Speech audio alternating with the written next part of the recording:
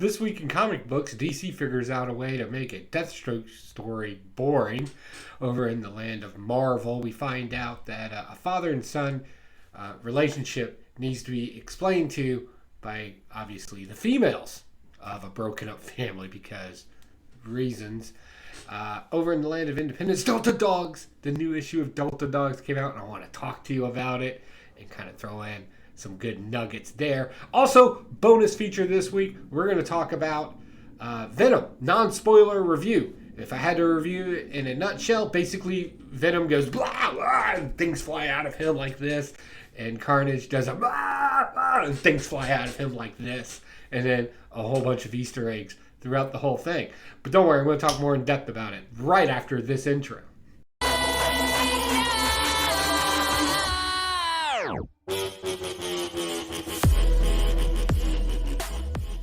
Hey, what's going on, you wonderful weirdos? I'm Pocan Joe, and as always, you're super cool for swinging by. Appreciate having you here for my weekly review. This week, we're going to talk about DC, Marvel, Independence, and a quick non-spoiler rundown of Venom for you. A little bit more detailed than what I gave you at the beginning opener. So without further ado, let's get the comic books out of the way. So the first comic book I read this week was Batman versus Bigby.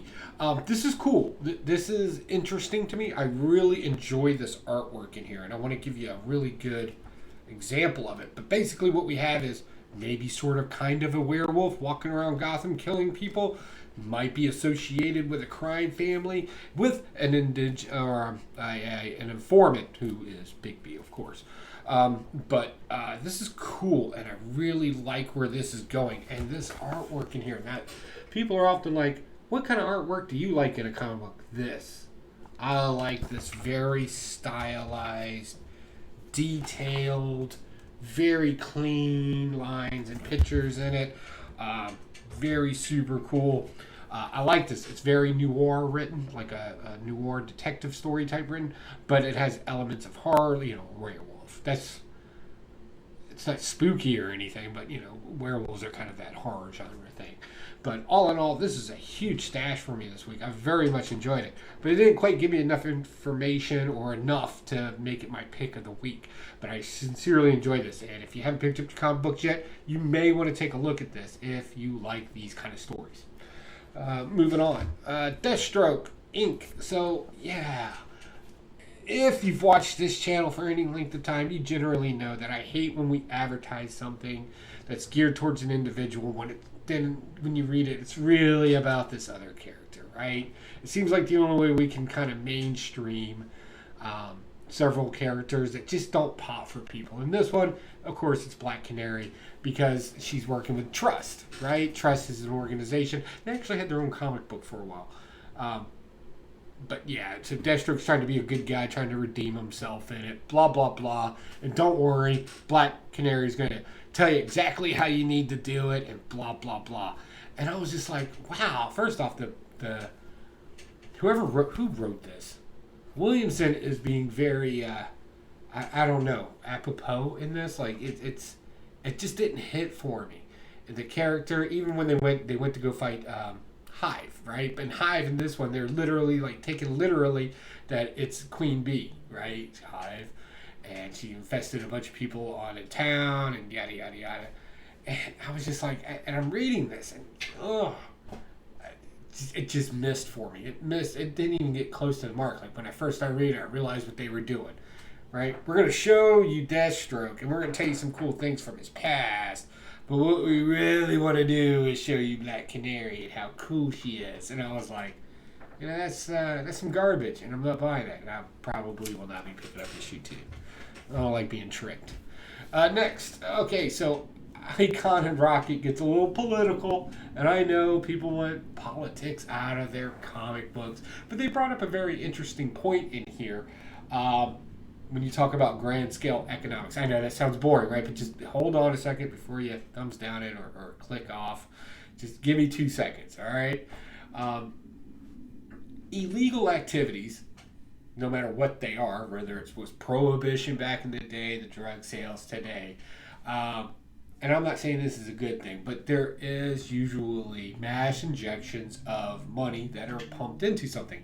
Well, Icon and Rocket here, because they want to stop drugs on her town, they kind of take it global, right? They go and they start destroying poppy fields in Afghanistan, and like they're single-handedly shutting down the drug trade. Well, the problem with this is now large amounts of cash come missing out of an economy that can be injected at one time. So think of it this way, right? There's a big difference between you and me, right? Going and spending our hard-earned extra money on luxuries like another TV in our room, at whatever Walmart or whatever it's selling it at, right? Yes, we're injecting and we're contributing to the economy with these luxury items, but it's nothing like when a bank gets a huge investment from, let's say, a major cartel dumping millions of dollars, and then the bank, of course, uses that money to fund other things with a rotating amount of cash. It's right economics in a roll. So, with it being affected this way, this obviously catches the eye of the federal government. They're like, war on drugs, drugs are bad, but here's the downfall of it, right? There's a great documentary on something very similar to this that took place. It's on Netflix. Where Miami and most of its cash injection that it actually got that made it what it is today actually came from dirty money, just dirty laundry of money. It's not a secret by no means. So they kind of tackled that issue in here, and then Icon kind of explains to Rocket. He's like, okay, so yeah, we stopped the money, right? So chill out. Here's what's going to happen next. Our loved ones are going to get, he's already done this, right? He's super know-it-all because he's done it. And, of course, we're going to bring in the person, Icon's nemesis. Yeah, nemesis would be the right word. I want to be sure I found the right word there. It's his arch nemesis. It's his equal, if you will, to kind of come in and start taking care of business. And Icon predicted it. They're going to go after families first. So that hits you right in the heart, right? So it's still good. Again, it has politics in it. But it's not beating you up in the face with it. It's just kind of explaining baseline economics in here, and it's probably a scale most people don't really see it in. So I enjoyed that aspect of it. So super cool. Good job on the writers there. Next, Robin, number 6. So the fight has begun, and Robin, of course, is just dropping bodies left and right? He's ahead of everybody else in his matches.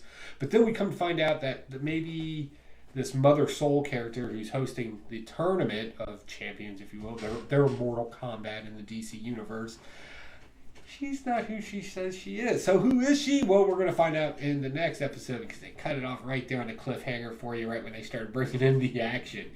Some of these characters, a lot of new characters in here. We get a little bit more of a heart-to-heart about this Flatline character and who she is and what she is and kind of how she came up to be. It's kind of her origin, if you will.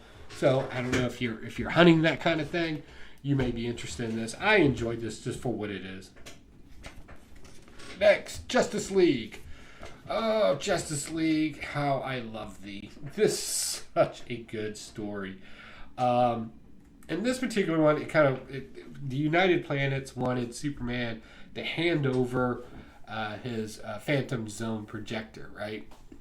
Saying that that Earthlings can't have it, blah blah blah blah blah, and there's about some tension about to build up. So that's the last time we've seen this team. Whenever you see tension, and then it kind of gets squashed out, they're going to be coming back later, right? So one of the teammates of the United Planets Authoritative Force or whatever is like, hey, technically, before we fight, Superman is a member and one of the founding fathers of the United Planets. So technically, it's with the United Planets.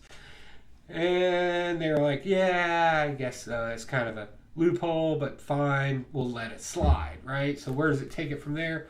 Well, we find out that Lois Lane may have a little brother.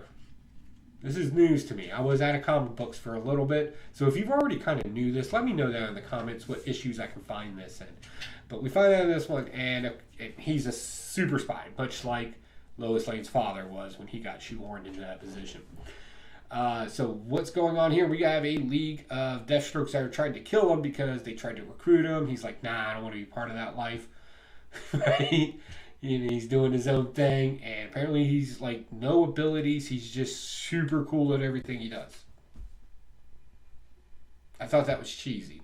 But regardless, the little DEO and Checkmate And everybody's just like, hey, so what team do you want to play on, right? That's going to be the question later. So, yeah, that was pretty cool. Next, Action Comics. I really dig this. Like, I dug this. This is so interesting to me. So, Theola, right? The ancient Kryptonian race or whatever. She has to kill everybody on there because Mongol's like, look, I'm not even playing with you. I'm going to crush your family. I'm crushing all the people here. You need to, wipe out Superman's family, right? And I'm paraphrasing. And so she tries to, right? Superman shows up, kind of stops it. Her powers kind of get out of control. Mongol's like, yeah, nah, sweetheart, you're out, right? Zaps her out. Almost kills her, right? But luckily, they saved her at the last minute. They kind of have her body on stasis while they try to figure out what's wrong with them. And Superman takes all this to heart. He's like, I'm about to go drop some bodies. Justice League, unite. We're going to go drop some bodies. Well, they're like, nah, Superman, we can't do that. Remember that whole stone that came down?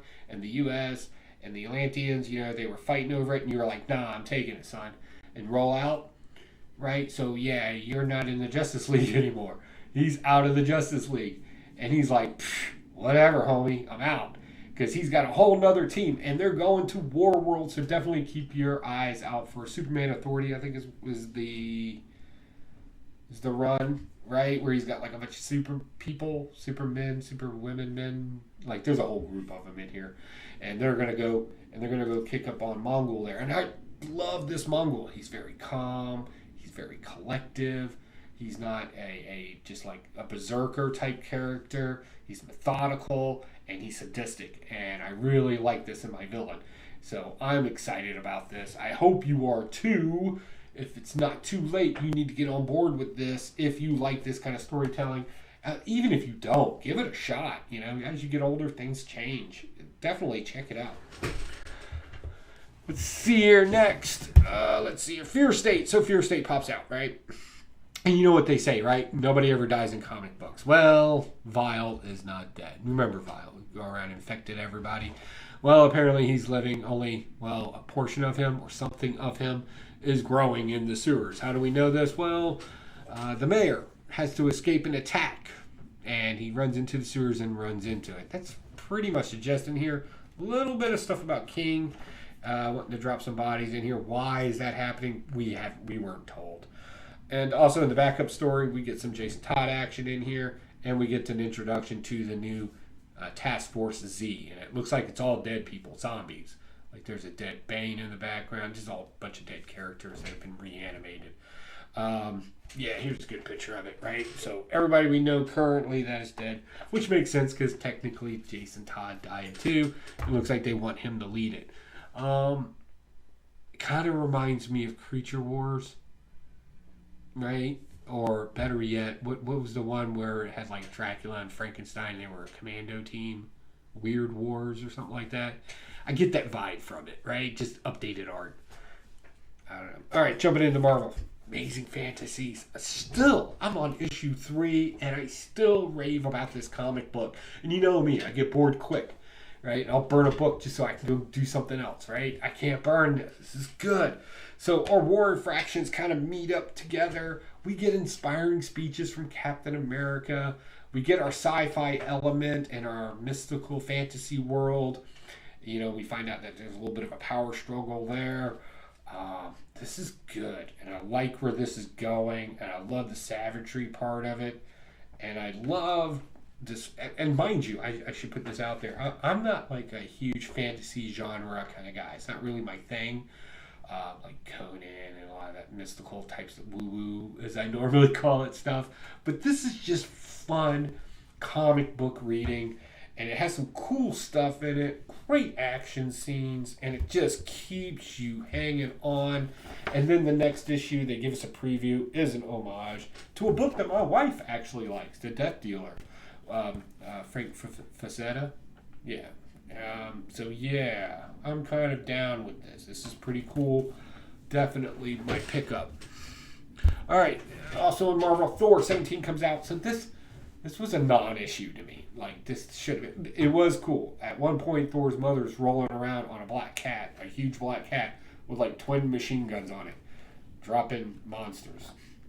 And then Thor's sister, whatever her name is, she's popping in here and mouthing off at people. Apparently, she's the most powerful one of them all.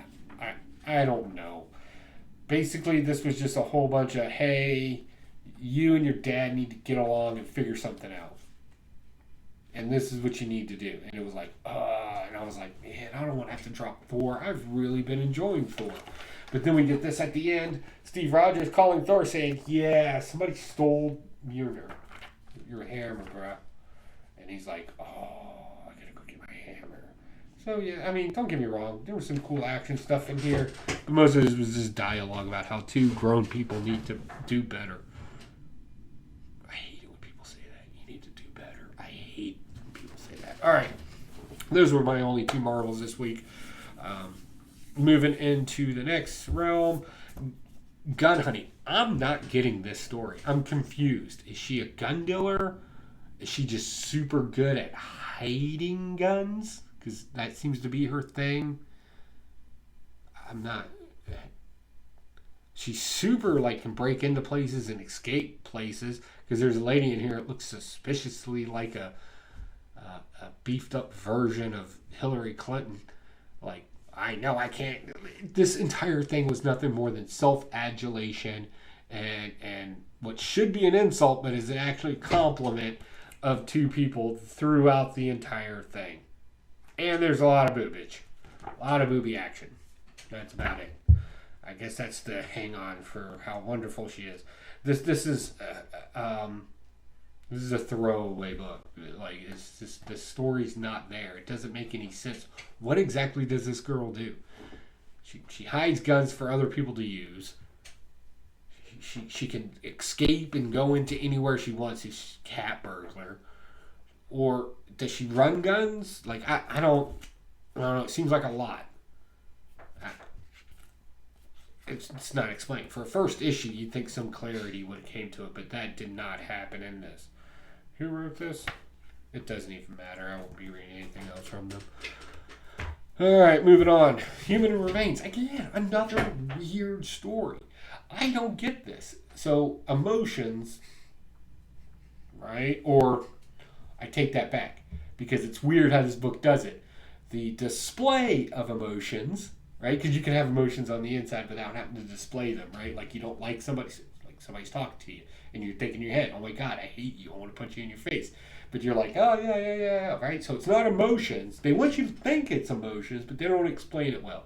It's the expression of emotions that apparently brings this interdimensional monster that grabs people and tears them apart. It seems like it should be a good story, but the problem with this is that they're so fixated with the outward purpose of the emotion that doesn't mean anything, right?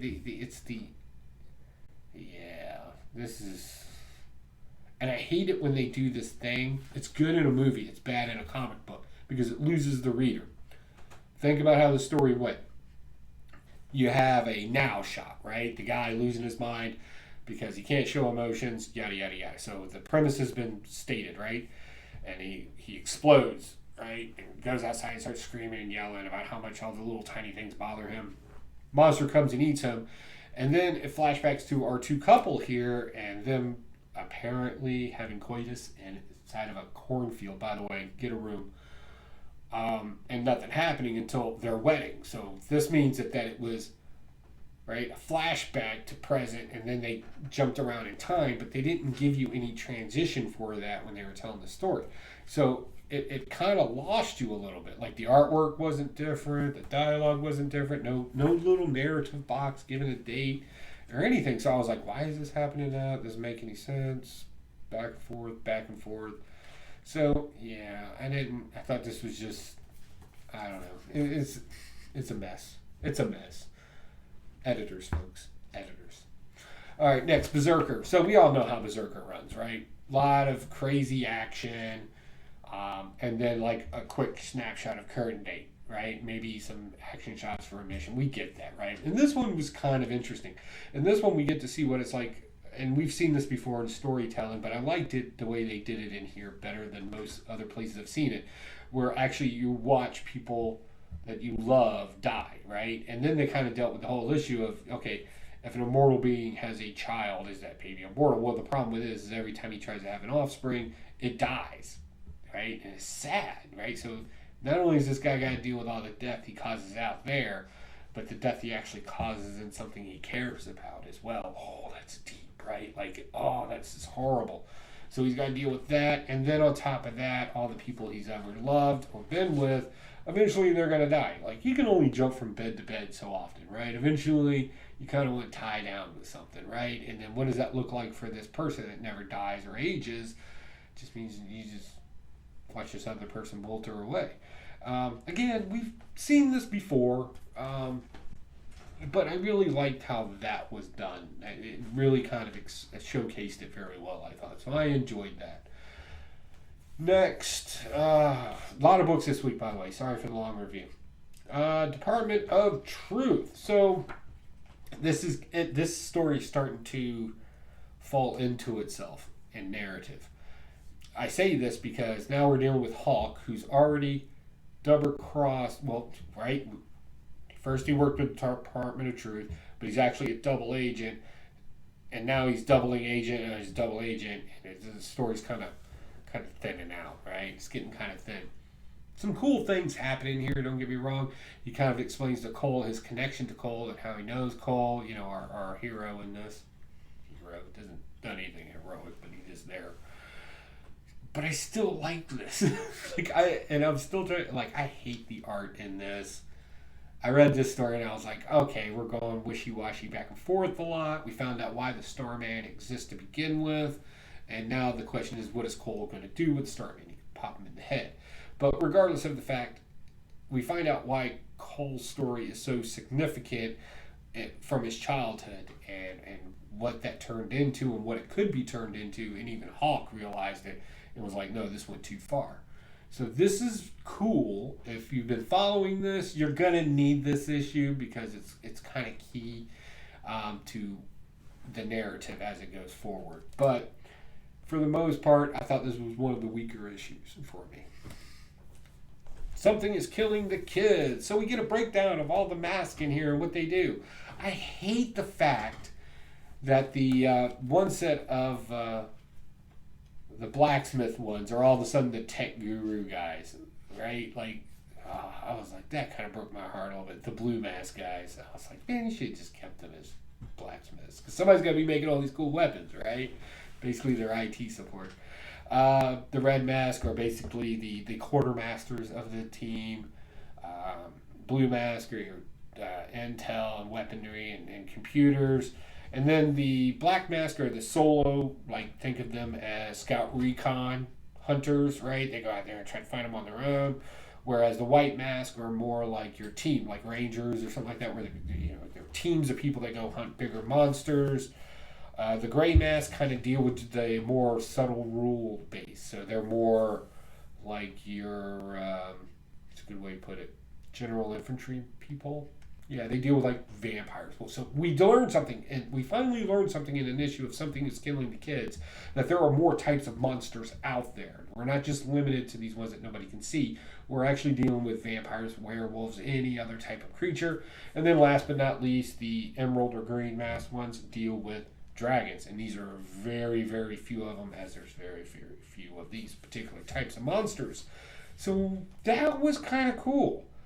Again, I'm still going to make the argument. This would have been told better, in my opinion, if we would have gone back in time to the whole St. George incident that created this and then explained them throughout the years and how the different fractions broke up. I thought that would have been a more interesting story. I hope that's a more enriching story as well. And I hope that's something that they eventually address at one time, like that incident that brought St. George into this and that created all this. But this is okay. It's okay. This is just an informational download that we've been looking for and asking for. And thank you for that. But it is what it is. Okay, so I got this just because it was there. I normally don't read this kind of stuff, but I did pick this up. This is Cave Woman. I think I've only read one other issue of Cave Woman. This is just a spoof off of horror, Scream, stuff like that. Not significant in any way, just an excuse to have big boobs inside of a comic book and get away with it. That's really it. There's no thought behind that. All right, next, last but least, in indies, so Delta Dogs. Delta Dogs came out, and this issue was so good. You know me, I love me some Delta Dogs. So much so that I'm even, with their permission and assistance from a great artist, Austin Lumet, we even got a variant cover coming out. We're just picking the issue. We're taking our time to get this to you as quickly as possible, but we want to do it at the right time with the right book as well. So thank you for your patience for that. But in this one, we got Vanell. Vanell is the youngest kid of their team, right? The cousins, if you will. He can't control his powers as well as his other cousins. But, he wants that hero life, right? He's all about that hero life. He even runs into a burning building to a lady who obviously just wants to die in there because, her family left, blah, blah, blah. I don't mean blah, blah, blah in that sense. Like, yada, yada, yada. Which one sounds nicer? You inject that one. So, he kind of convinces her, hey, we got to get out of here. She even helps them get out of there at some point, sees his power. Little problem with an issue, right? What happens when you add a bunch of oxygen to a fire? Fire gets bigger, especially in enclosed spaces, right? So she kind of taught him a lesson about his own powers and showing that, yes, no matter your ability, there should be lessons there that need to be learned. And I thought that was ingenious, the way that was implanted into the story. And we're going to have some cool things coming up. It looks like we're going to get ourselves into a little bit of a rumble in the streets, and I'm excited about that in our next issue, and more fantastic issues to come. All right, so quick rundown of Venom. Non-spoiler, I'm not going to spoil the movie for you, but I will tell you to keep your eyes open for a few things. One, there is an in-scene credit that you need to watch that makes a huge announcement and connection to our MCU universe, proving that Venom is part of the MCU universe. We also may have gotten a little dimensional warpage happen too. A little shout out to Venom Island, two particular villains in this one, and one I didn't actually catch till the end of the movie. So yeah, our detective friend in there is is somebody too that you may want to keep your eyes open for. Just throwing that out there. They show his name tag a couple of times. You may want to put that in the old noggin lock there. Let's see. For the most part, I know what people were saying about the movie being a representation of a homosexual lifestyle.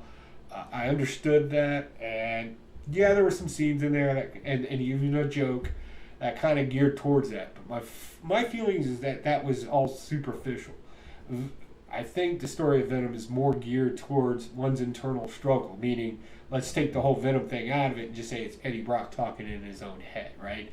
Your primitive part of you, the part that needs to get things done down, and the part that will probably call to action before the logical part of you does, right? The one that doesn't want to play the political games and the one that understands etiquette in the political games. I think that would be a more fair representation of the movie overall, because we do it in the negative and the positive. Overall, my ultimate review of it is this is a love story of somebody that's willing to go that extra mile for the person he loves. And I say that for the bad guys and the good guys, and I think that's a fair representation of that movie.